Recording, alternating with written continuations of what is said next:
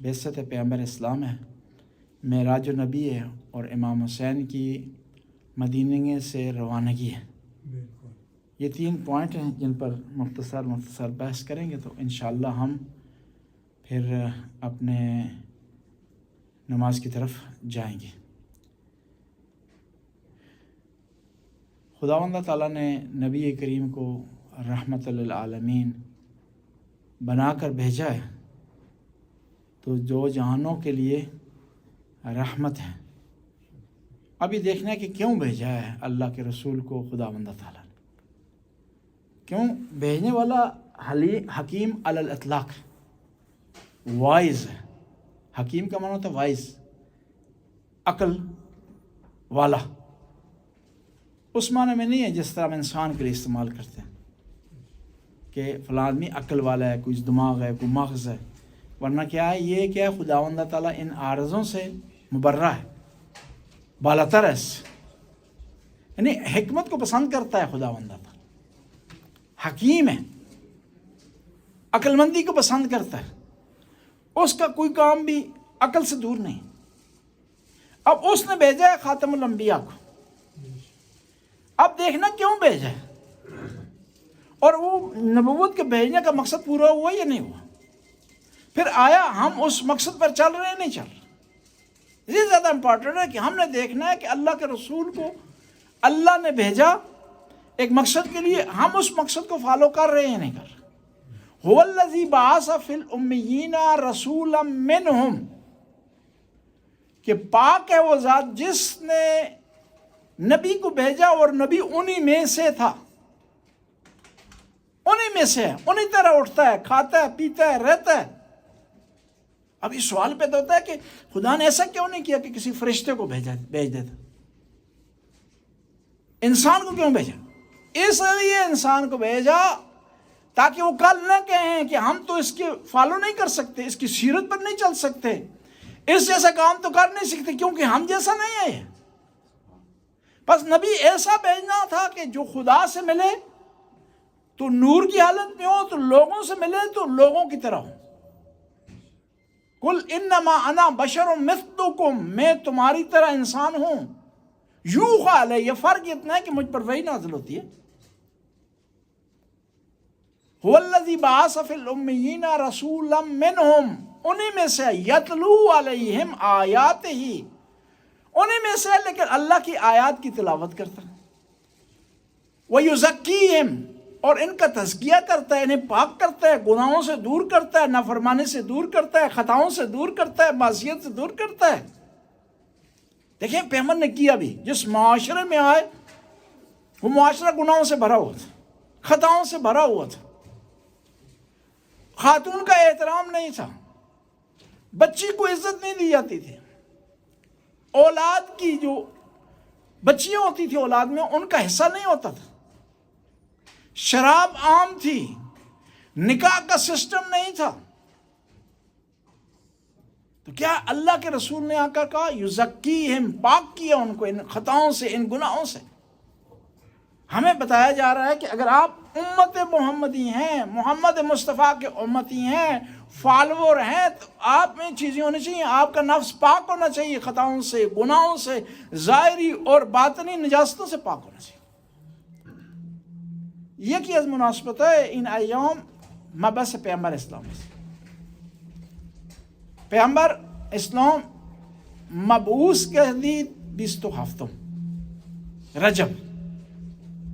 الان این یک سوالی هستش. بعثت پیامبر اسلام همراه با نزول آیات قرآنی است. اولین آیات همراه است با بعثت پیامبر اسلام. پس جای دیگه در قرآن میگه که ما قرآن را در رمضان نازل کردیم، در شب قدر نازل کردیم. انزلناه فی لیلة القدر. از این ور بعثت همراه با اولین آیات است. اینا رو که چجوری کنار هم میذاریم، چجوری هماهنگی بین اینا ایجاد میکنیم؟ جوابش اینه که قرآن دو تا نزول داره.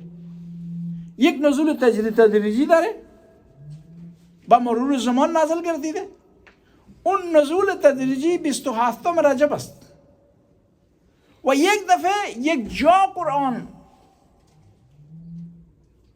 دفعتا بر وجود نازنین پیامبر فرود اومده، اون در ماه رمضان بوده.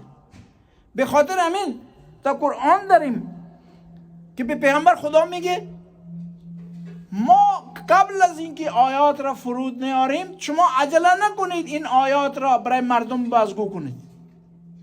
یعنی از این معلوم میشه که قبل از نزول آیات پیامبر از قرآن آگاه بوده. قرآن دفعتا روی پیامبر فرود آمده بود و بعد دوباره به مناسبت ها ذره ذره فرود آمد. و بعثت پیغمبر هم یک هدفی داره. قرآن میگه والذی بعث فی الامیین رسولا منهم، که پاک است اون ذات، مبرر است اون ذات از هر نوع نقص، که چیکار کرد؟ پیغمبر خودش را فرستاد و این پیغمبر از خود مردم بود، از جنس مردم بود، ملک نبود، جنس غیر از مردم نداشت. چرا؟ چون از مردم بود که شد نمونه و الگو، اسوه شد. ولی از مردم نبود نمیتونست اسوه بشه. تو همه بین مردم زندگی میکرد، تو بازار راه میرفت ولی راست میگفت، نماز میخوان خطا نمیکرد، با مردم معامله میکرد، قول خودش را به هم نمیزد، پشت مردم را نیکی یاد میکرد، غیبت نمیکرد. بس شد الگو. اینجا برای ما مهم است که ما خودمون را میگیم مسلمان هستیم، از پیروان پیامبر اسلام هستیم، ما هم سعی کنیم که خودمون را تزکیه کنیم، از گناهان بپرهیزیم، زبانمون را در کنترل خودمون داشته باشیم، دستمون ناجایز و به عنوان تجاوز نباید بلند بشه، چشممون در اختیار خودمون باشد. بعض میتونیم بگیم که یزکیهم و یعلمهم الکتاب والحکمه و ان کانوا من قبل لفی ضلال مبین. پس بعثت و مبحث پیامبر اسلام هدفی داشت و یک سری چیزا مربوط به پیامبر اسلام میشد و اولین جامعه اسلامی میشد و خیلی از اون مطالب به ما ربط داره. ما هم سعی کنیم که این هدف خداوندگی حالا تو زندگی خودمون باید پیاده بشه. والذی بعث فی الامیین رسولا منهم یتلو علیهم آیاته و یزکیهم و یعلمهم الکتاب والحکمه.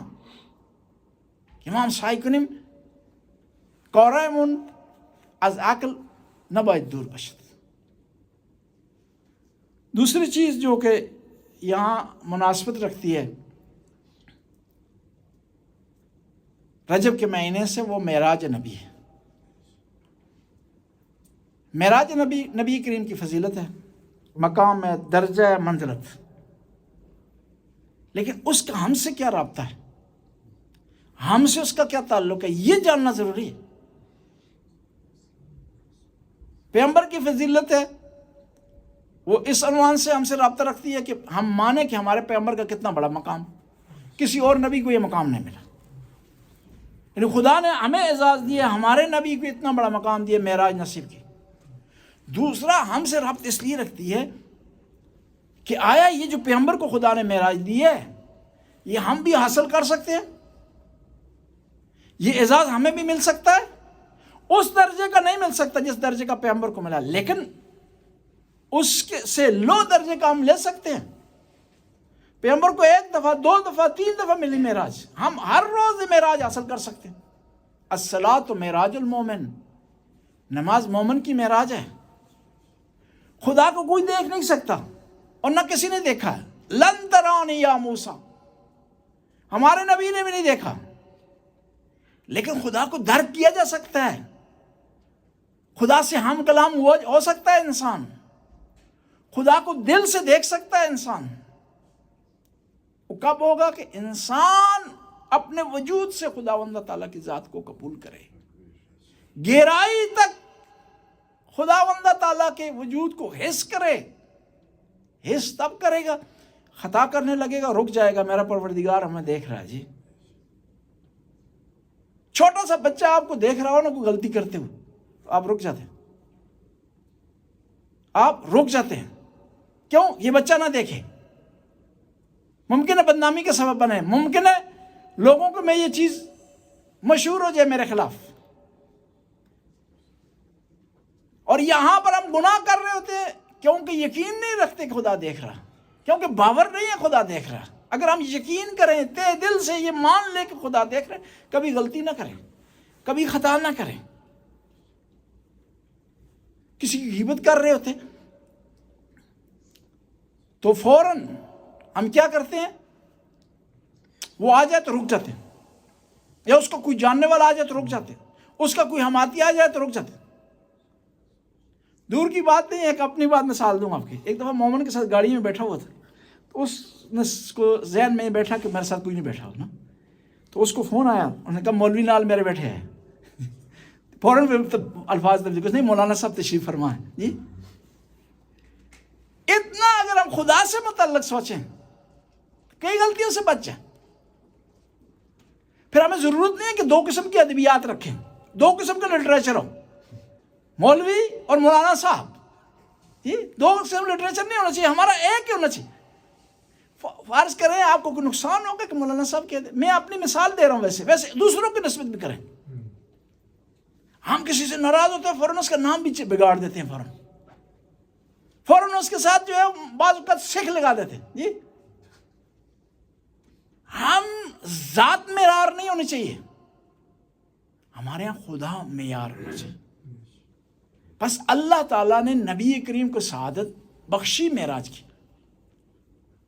در ماه رجب خداوند تعالی این شرف را عطا نمود به پیغمبر خودش را که این را به معراج برد.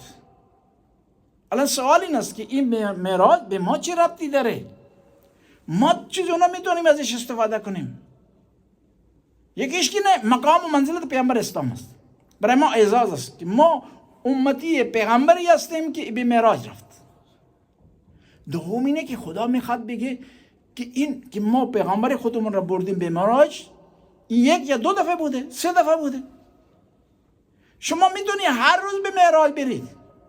این نماز که استاد میشید، وضو که میگیرید، خودتون را خالص میسازید، الحمد شریف که میگید، رکوع و سجده که میرید، امین کل این اعمالتون معراج هستش.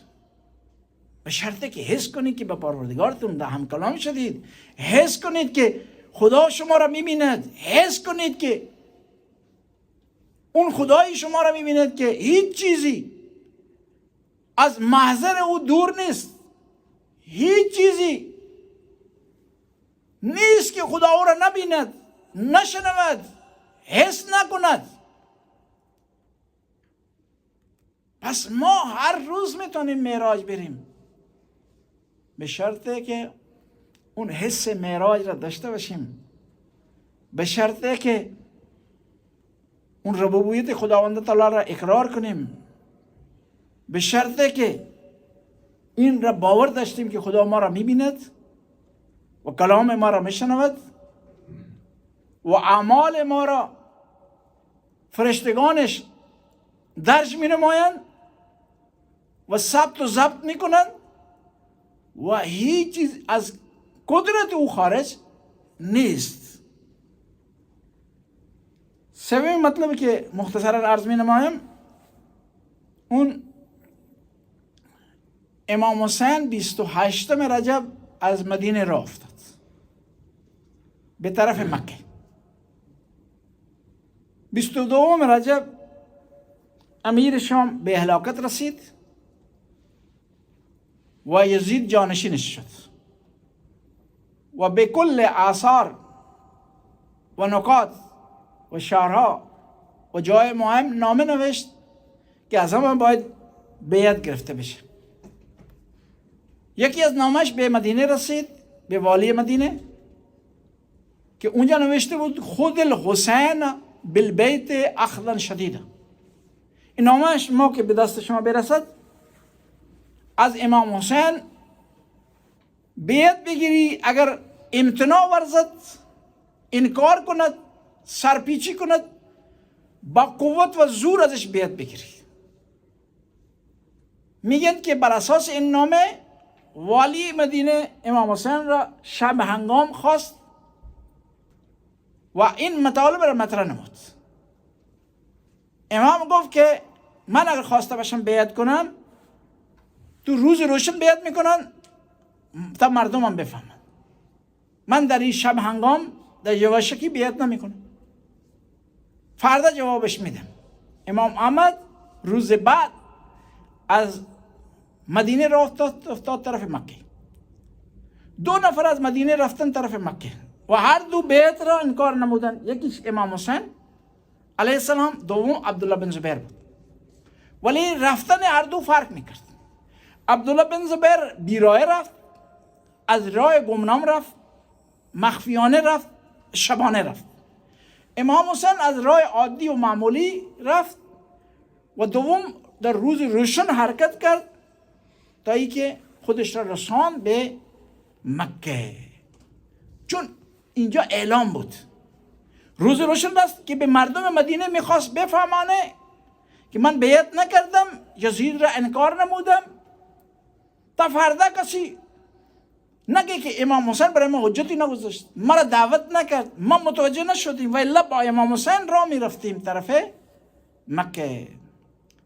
تیسری مناسبت ان ایام کی ہے 28 رجب، وہ امام حسین علیہ السلام کی روانگی ہے مدینہ سے مکہ کی طرف، اور امام حسین کی جو مشن تھا، جو ان کی موومنٹ تھی، اس کا آغاز ہو رہا ہے۔ امیر شام جب مرا تو خط لکھا اس نے، یزید نے، پورے جو علاقوں کو کہ لوگوں سے بیعت لی جائے، اور مدینہ کے والی کو خط لکھا کہ خود الحسین بالبیت اخذا شدیدا، کہ امام حسین اگر انکار کریں تو اس سے زبردستی بیعت لی جائے۔ امام حسین کو رات کو بلایا گیا، امام نے کہا کہ اگر میں نے بیعت کرنی ہوگی تو دن کو کروں گا، روز روشن میں کروں گا، علناً کروں گا، اس طرح رات کو میں بیعت نہیں کرتا ہوں۔ امام آیا، صبح کو روانہ ہوئے، مدینہ سے 2 افراد روانہ ہوئے ہیں مکہ کی طرف، دونوں نے بیعت کا انکار کیا کہ امام حسین علیہ السلام، دوسرا جو عبداللہ بن زبیر۔ ان کے دونوں کے جانے میں فرق یہ تھا کہ امام حسین دن کو نکلے ہیں اور نارمل عام راستے سے گئے جو مشہور راستہ تھا، عبداللہ بن زبیر رات کو نکلے اور غیر مشہور راستے سے، خفیہ راستے سے گیا۔ یعنی امام حسین دن کو اس لیے نکلے ہیں تاکہ اتمام حجت کریں، مدینے والوں کو بتا کر نکلے ہیں، تاکہ کل کو مدینے والے یہ نہ کہیں کہ امام حسین، اگر ہمیں پتہ چلتا کہ امام حسین جا رہے ہیں، قیام کر رہے ہیں، یزید کے خلاف جہاد کے لیے جا رہے ہیں، تو ہم بھی ساتھ چلتے ہیں، ہمیں پتہ نہیں چلا، اس لیے ہم رہ گئے ہیں۔ اس لیے امام حسین نے علناً یہ مشن اختیار کیا تاکہ کوئی آدمی کل کو یہ نہ کہہ سکے کہ اس کو دعوت نہیں ملی، اس کو علم نہیں ہوا، اس کو آگاہی نہیں ہوئی۔ اب یہ دیکھنا ہے کہ امام حسین نے یہ قیام کیوں کیا۔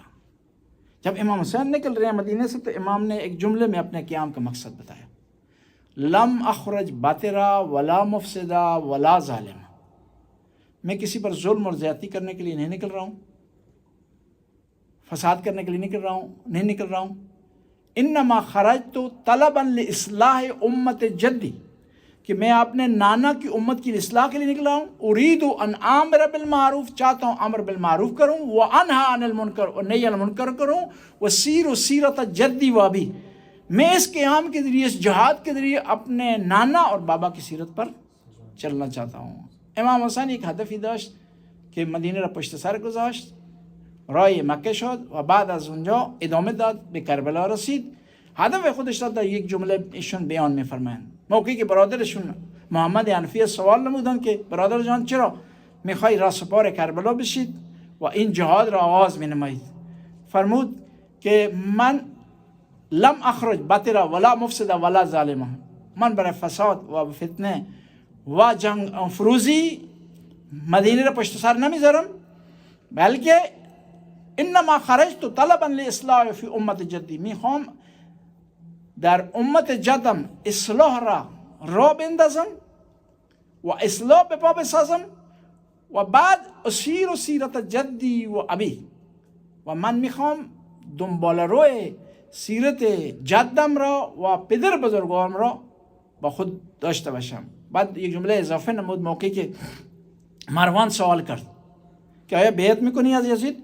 گفت که مثلی لا یبایع مثله، کسی که مثل من باشد، مانند من باشد، از آن کسی که مانند یزید است بیعت نخواهد کرد. بسم الله الرحمن الرحیم.